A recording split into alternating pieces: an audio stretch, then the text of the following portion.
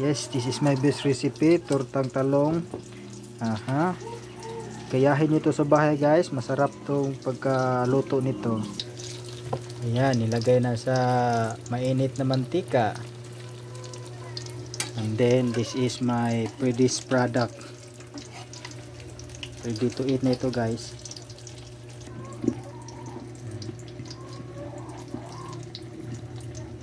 Isawsaw nyo lang sa itlog ha. Tapos pagkatapos nyo isawsaw sa itlog, ilagay nyo sa mainit na mantika. Yan. O, tingnan nyo. Sobrang sarap to guys. Ito na. Ang dami ng naluto namin.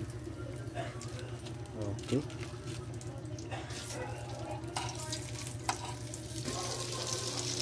Yan.